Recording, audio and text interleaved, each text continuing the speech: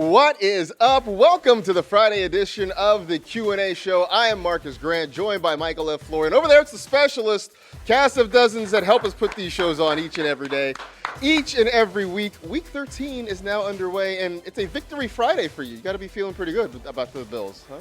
Two Victory Fridays in a row, 3 wins in 12 days, none of which came in Buffalo. There's a scenario where they're the 1 seed at the end of this weekend. I'm riding high right now. It's amazing. I think I saw that between when they had to play the transferred game, the moved game to Detroit, then they beat the Lions in Detroit on Thanksgiving. They won back-to-back games in the city of Detroit, which is something the Lions haven't done in 5-6 years, something like that. It's been a while. Poor Cynthia Freeland. She understands. Lions fans understand their lot in life. Anyway, you know how this show works. It is dedicated to answering your questions. You can send them to us on Twitter at NFL Fantasy. We try to get to as many as we can here on the show. The rest of them go to our pal Aaron Tan because he turns his nose up at asparagus. It's week 13, dude. Let's figure it out. Just one green vegetable. That's all we ask. And then you can get off this detail at least for a week. Anyway, you have Q's, we have A's, LFG. We'll start with Thursday Night Football. The Bills, a 24-10 winner over the Patriots. Josh Allen, just under 17 fantasy points, but more than anything for Bills fans, he just looked like himself again. That was the important part. Devin Singletary, just over 11 points. Stephon Diggs doing Stephon Diggs things. He got you 22.2. Had a long touchdown that was called back because of a holding penalty. Could have been an even bigger night for him. On the flip side, not much to talk about for the Patriots. Mac Jones got you 12.5, just under 14 for Ramondre Stevenson. Marcus Jones, who is technically a cornerback, and you probably don't have access to unless you're in an IDP league, 2 catches for 51 yards and a touchdown, 13.1 fantasy points. So that's going to be a big fat that helps no one coming up on Monday for Adam Rank. But let's kind of talk about some of these things individually. What was something about last night that really stood out to you? Mac Jones, and I'm sorry, Mac Jones, we're going to kind of single you out, but it's not you. It's this entire Patriots offense. Like, it is broken right now. When your top scorer, or just under 1 point of being your top scorer, is a cornerback that most people haven't ever heard of, that's an issue. Like, they couldn't get anything going on the ground yesterday. Ramondre Stevenson is the one Patriot player that you should be starting moving forward right now. Like, Mac Jones is screaming at Matt Patricia, who you might know as being a defensive coordinator, or Joe Judge, who is better known as being a special teams coordinator. They're now running this Patriots offense, and the offense looks like one that you would expect a defensive coordinator and a special teams coordinator to be running. Like, there's no creativity on this offense. It's just, and Mac Jones is letting his frustrations out because I understand, because people are calling for his job now, and I don't think Mac Jones is a long-term answer here, but I don't think it's like him bringing down this offense. I think it's the other way around. He had some, shall we say, emphatic things to say on the sideline late in that game on Thursday night about how off the offense was going. Yeah, not a good look for the Patriots right now. Makes it really tough to start any of their guys. On the other side, I don't know if it's officially a changing of the guard in the Bills' backfield, but we saw a lot of James Cook on Thursday night, and he looked very effective, both running the football, catching the football. He gave you over 100 total scrimmage yards. He gave you 6 catches as well, 16.5 fantasy points. We were so on Devin Singletary. I think the reason we were leaning with Singletary is because he was getting so many of the snaps and getting those opportunities. If this is really transferring over to James Cook, then that really changes our opinion. I mean, I'll ask you as the Bills fan here, is this a 1-week thing, or are we really starting to see James Cook ascend in this backfield? I think we're starting to see him ascend. We saw it 2 weeks ago against the Lions, was their first of these 3 wins, and then, against the Browns, I'm sorry, but then against the Lions, they kind of shied away from him and went to more Devin Singletary. The thing is, even if they split, I'd rather have James Cook because he has much more explosiveness in him than Devin Singletary does. Much more explosiveness, and it seems like maybe he has the target upside, which Yeah. we thought is why they drafted him in the first place, and it's taken 13 weeks basically for that to come together. So definitely something to keep an eye on going forward, how this impacts how you use your Bills running backs. Let's get to some of your fan questions. You can hit us up, of course, at NFL Fantasy. We'll start with this one from Nick, who says, same question every week for me. Burks, Treylon Burks, or George Pickens? Feels like draw a name out of the hat and hope. I understand how you feel that way. I feel like this week there's a simple answer, though. Yeah, I think we're both on the same page. George Pickens, not only does he have a great matchup against Atlanta, but Burks is going against the Eagles, and their corners right now have the second and third lowest passer rating when targeted this year. So, like, pick your poison. Either way, it's bad for when attacking the Phillies secondary. That's 100% why I'm going with George Pickens here. The matchups are just night and day better. George Pickens has a much more favorable game against the Falcons, whereas you're right. I don't really want to mess with the Phillies secondary. That feels like a game where both teams, well, maybe not. I think the Eagles can throw the ball. I think you're going to see the Titans try to run the ball at Philadelphia. But either way, Treylon Burks is sort of out for me. Next one from Ignotus Peverell. I'm guessing that's an alias. I just want to meet the person. I want to meet the parents of the person named Ignotus. Anyway, Josh Palmer or Drake London? Where are we going here?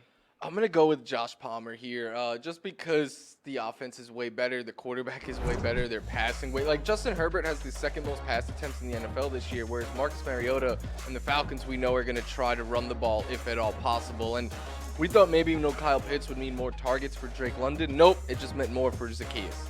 Right. This is the thing that's baffled me is that somehow through all of this, they have not changed their usage in Drake London there in Atlanta. I mean, I think Josh Palmer is very much an up and down option, but keep an eye on Mike Williams. We'll see what his status is. I just think there's more upside for Palmer than there is for Drake London, so I'm Josh Palmer all the way here. Next one from Fritz, who wants to know, is Christian Watson a must start from here on out, and can I start him over Mike Evans? Yes to the first one, and I think yes to the second one this week. Like, normally I would still be backing Mike Evans, but he gets the Saints this week. Tom Brady has really struggled against the Saints. Marshawn Lattimore and Mike Evans fight every time they play each other, basically. So he's always at a risk of, getting tossed, which happened earlier this season when they played. Christian Watson, earlier in the year, I said he could be Wisconsin Gabe Davis. He's just more consistent Gabe Davis at this point. That's the thing. He's just consistently had that target share. The touchdown numbers have been just bananas. The 6 receiving touchdowns over the last 3 games. You can see that. And, yeah, the touchdown regression is probably going to come. There will be a game where he doesn't find the end zone. But right now, this is where the Packers feel comfortable throwing the football. And I don't think it matters whether it's Aaron Rodgers or Jordan Love. Christian Watson is the guy who's going to be getting most of those targets. So I would definitely start him. And as you mentioned, the Bucs going against the Saints, Marshawn Lattimore and Mike Evans. I mean, if you're in a points per fisticuffs league, then maybe you start Mike Evans. But otherwise, I would probably stay away from him and go with Christian Watson if that's the choice you are making. We are just getting started here. We've got some sleepers coming up, and plus we're answering more of your questions. Stay tuned for more of the Fantasy Q&A Show.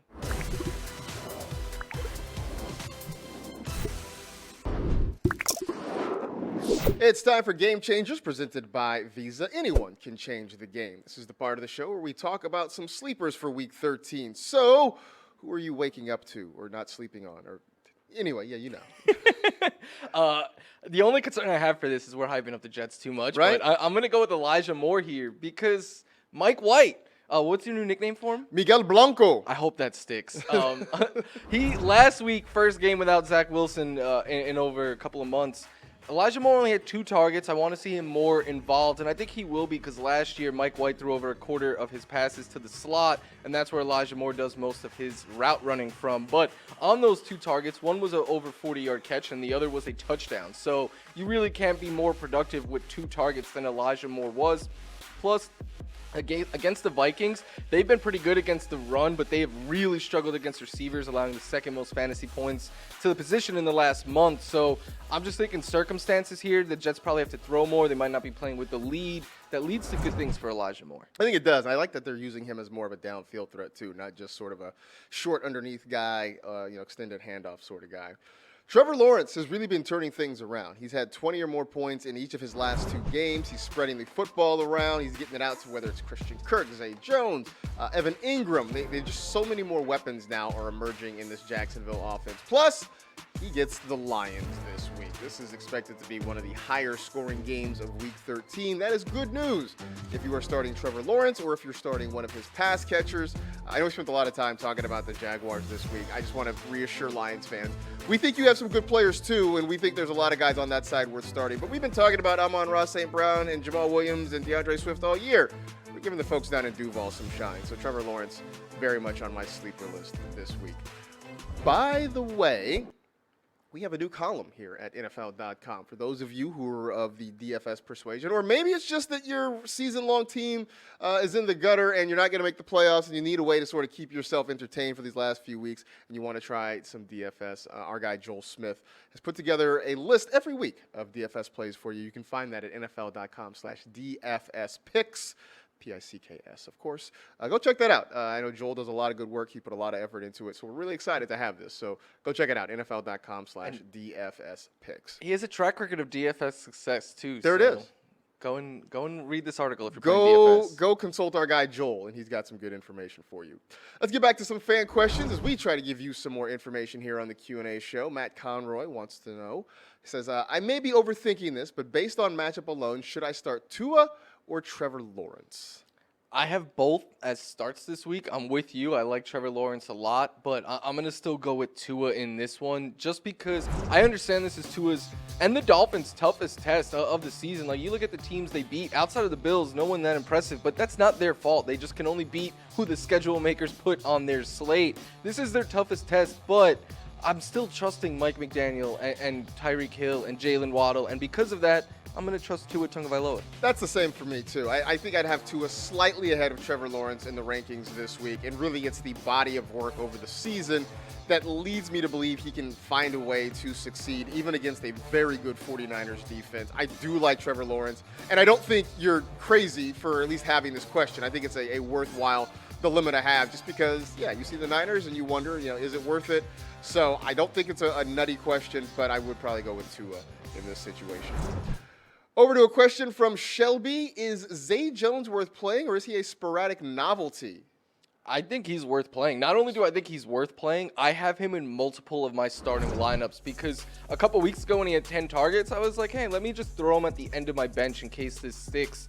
And then he had the 14 target game last week. He now has double-digit targets in 3 of his last 5 games. And this Jaguars passing offense has really become very funneled between Zay Jones and Christian Kirk, with Kirk leading the way most of the time. But I think when it's just 2 guys, it becomes predictable, it becomes reliable, and then everything Marcus said about Trevor Lawrence in this matchup applies to Zay Jones as well. Zay Jones is absolutely worth starting this week. Now, he's not an every week start. I think it definitely depends on the matchup. But right now, the Jags are playing well. This is a very favorable matchup. So Zay Jones should totally be in your lineup. Also, Sporadic Novelty is the name of my lo-fi indie rock band. Thank you, Shelby. Let's move on to the next tweet. Logan Story asks, Cordell Patterson or Latavius Murray? This might be shocking to some. I'm going to go with Latavius Murray here because, one, Cordell Patterson has been splitting snaps and reps in that backfield, and in games he doesn't have, he needs a touchdown kind of to get to double-digit fantasy points or get more than 10. Latavius Murray, you see there, he's averaging 12 fantasy points per game, and he is their best bet on the Broncos of scoring a touchdown each week. So if he gets you that touchdown, now we're talking about him being over 15 fantasy points. And this is a game, Marcus, where if the defense could keep it close with the Ravens, I think we see more Latavius Murray than usual. I think that's why I'm going with Murray, too. I just think the volume sort of wins the day there. The next person who can figure out the Falcons' player usage will be the first. I mean, you've got Drake London, you don't use him. You've got Cordell Patterson, but you want to split snaps with Tyler Algier. I don't really get it. Neither one has a great matchup, but I think Latavius Murray ends up seeing more touches, and that, to me, sort of wins the day. We are not done. We still have one more segment to talk about, then we will talk about Monday Night Football. It is an old-time rivalry. A new-time rivalry? It's 2 teams that don't really like each other. It's the Saints and the Buccaneers. We'll talk about that and some more of your questions after the break.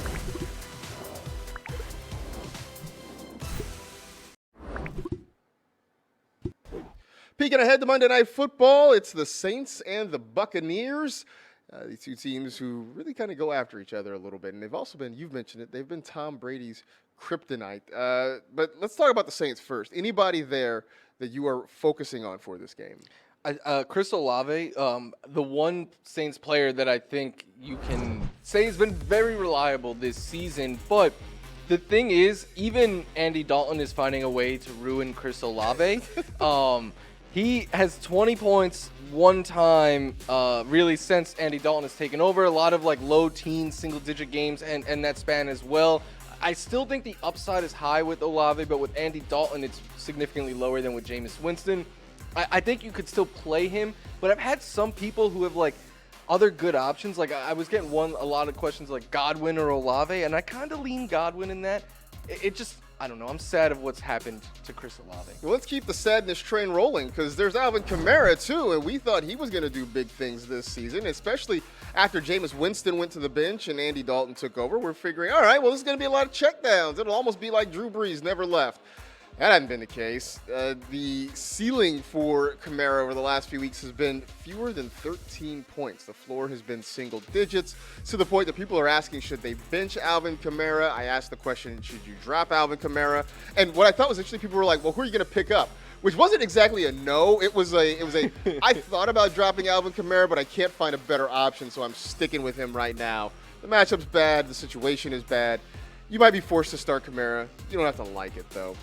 On the other side, for the Bucks, the Pharaoh we've talked about, he's had a tough time with the Saints. Yeah, you see there, since he became a member of the Bucks, just 12.4 fantasy points per game. In his last 4 meetings against them, he's been held in single digits 3 times, including week 2 this year where he scored a season low, like 9.4 fantasy points. This is just a really tough matchup for Tom Brady. And it's not like in years past where Brady's putting up MVP type numbers in every other matchup and you're like, all right, I'll take the shot here. Like Brady's been struggling more often than not this season. So I think this is a week to get away. In fact, I even said like, I played Deshaun Watson over Tom Brady this week. Some people were asking me about, Trevor Lawrence versus Tom Brady, and I was like Lawrence all day. Agreed. Over Tom Brady. Lamar over Tom Brady. There's a whole lot of people I start over Jimmy Tom G. Brady. Jimmy G over Tom Brady. The question is, though, can you get away from Mike Evans? Because he has been in a prolonged slump, not scoring a touchdown for a while. You see on the screen there, 2 receiving touchdowns in his last 8 games against the Saints. And on top of it, his nemesis, Marshawn Lattimore, is back and healthy. Again, if you're playing in a points per fisticuffs league, then Mike Evans is probably a start for you. But in most leagues, this is a scary, scary situation. And you may not have anybody that matches Mike Evans' ceiling, but right now the floor is very unstable, and this is a tough call to start in Week 13. Time to get back to some more of your questions that you have sent us on the Twitter machine at NFL Fantasy. This first one comes from Jeremiah. Should I start Tyler Higbee or Raiders tight end Foster Moreau? Foster Moreau. Like, he's been playing good football as of late. He has a touchdown in a couple of games more recently. And then he's been getting volume. And Tyler Higbee, I mean, Bryce Perkins is going to be throwing him the ball. He's the one player I think the defenses are going to keen in on. I want to avoid all the Rams. I want to avoid Higbee because you said defenses can focus on him. Also, they may use him as a blocker because the offensive line has been so bad. So, hop on your boat and take a visit to the island of Foster Moreau. I think that's the answer this week. Next one from Colin. Deontay Johnson in the flex or Tony Pollard? Tony Pollard. Like, I know Tony Pollard's coming off of a disappointing game. He still had more carries than Zeke. He had more targets than Zeke. And if you're getting Pollard 20 touches or opportunities a game, he's going to do something more than he did last week with them. Plus, it feels like the Steelers have sort of turned Deontay Johnson into a tight end. Like, that sort of thing works for Pat Freiermuth. It does not work for your wide receiver. This is a trend now because they were doing that with Juju. They did it with Juju, right? You just, let's just take one of our really good wide receivers and make him just roam the line of scrimmage because that makes sense. Whatever. Last one here. Knowlton Coles wants to know Pirine or Michael Carter if Carter plays. I should actually add, by the way, Joe Mixon, as of this morning, still in concussion protocol day to day, but I would say that if this is happening on a Friday, I would not be optimistic about Joe Mixon playing. Yeah, if Mixon sits, it's easily Samaje Perine for me. If Mixon starts, then it's Michael Carter. Unless Michael Carter sits, then I just think it's a completely waiver wire option for you. Probably, yeah. Right now, at this moment, I would lean towards Samaje Perine just because it seems sort of pessimistic about Mixon playing. So I think Perine is probably your guy in this situation. But if Mixon plays and Carter doesn't, all bets are off, and you're probably scrounging the waiver wire on Sunday morning. Bam night. Let's go, Zonovan. Bam. There you go. Let's get to our fantasy hotline. It's been a couple weeks since we have taken some of your calls here, and this caller having an issue with his commissioner. Let's take a listen. So basically, I just wanted to tell a story real quick about our commissioner. He decided to do the draft order by doing a hot dog eating contest, and we had some people against it. There was about 4 to 5 people that didn't want to do the hot dog eating contest. Therefore, our commissioner said if they do not do the hot dog eating contest, they lose their first round pick. So everyone shows up draft day to get ready to do this hot dog eating contest. And our commissioner is, all of a sudden he starts feeling sick. And he actually ended up being the only one not to do the hot dog eating contest. And then at the end of it all, he kept his first round pick after all that. So I don't know what you guys think, but I think that's pretty messed up. Your commissioner is shady AF. That is the funniest fantasy thing I've ever heard in my life. It is kind of funny that he decided to do a hot dog eating contest, but it's shady that he's forcing all of you to do it at the risk of losing your first round pick, and then he gets to pull the chute and keep his first round pick. He's sick. Yes. He can't eat any hot dogs. Right, exactly. You guys need to rebel. You all just need to band together. You need your own personal Cassian Andor to rebel against this commissioner empire that you're living under. You know what? Next year, to make this guy pay for it, whoever ate the most hot dogs, like say the number was like, I don't know, 10. Right. He should have to eat 10 hot dogs on draft day next year and then draft. Like, that should, let him be at a disadvantage with next a belly year. full of nitrates. Absolutely, he should have to do that. So you guys need to band together as a league and either force the commissioner out, get a new commissioner, or impose some sort of punishment, because that was absolutely unfair what happened to you. And I don't think I've ever heard the words hot dog eating contest said more in like 4 sentences than in that voice. Like, except, outside of like July 4th at Coney Island. Like, that's it. That's the only other time hot dog eating contest has been uttered that many times in that short of a time. If you... I gotta say, let me just back up a little bit. What is the most unique? Because we were talking about unique way. This is actually maybe the most unique way I've ever heard of determining a draft order. Do you have any other ones out there that fit? My league has tried to do some creative things. The last like 5 years or so, my guy, the commissioner, just creates everyone in like the WWE game, and we do a Royal Rumble. But like when we were younger, we used to do like a Splash Cup. You know, Oh, yeah, a game, okay. like whoever Yeah, was yeah. the last one to make it in would get that'd be your order. And my favorite thing was when I worked at a summer camp, we had an Olympic day where all the athletic kids would get to run. So the kids who didn't get to run, we all got assigned someone in the league, and they raced, and their order that they finished in was our draft order. All right. You talk about the Royal Rumble thing. I do know a league where they use the actual real Royal Rumble. And so you pull a wrestler's name out, and then the order in which that the wrestlers are eliminated, that is the reverse order. So That's the first fun. person out, then you get the last pick, so on and so forth until the last person's there. I feel like a league with your friends should have a draft order determined on like how many picks Jimmy G throws or something like Oh that. yeah, that might kind of work too. I know when we did Fantasy League 1 a couple years ago, we had a hula hooping contest, Oh, I'd be out right away. and like I was doing really really well until Adam Ranks sabotaged me. Literally just walked over and slapped the hula hoop down and told me I was out. Never going to forgive you for that, Adam Ranks. Never going to forgive you. If you have questions that maybe are about your commissioner or just anything about fantasy in general, you can always give us a call, 805-NFL-QA61. That's 805-635-7261. Hopefully you have better commissioners than that person had. Anyway, that's a good point, I think, for us to pull the chute on this one and get ready to say goodbye. We appreciate you hanging out with us. By the way, as you remember, if you subscribe to one show, you get all of them. You can also check us out in the NFL Fantasy app, in the NFL Fast channels, and on YouTube, youtube.com/NFL Fantasy Football. Also, check us out on Fantasy Game Day. Kicks off at noon Eastern, and all those same places you can find us streaming. He is Mike. I am Marcus. This has been the Q&A show. Enjoy Week 13, everybody. We'll talk to you next week.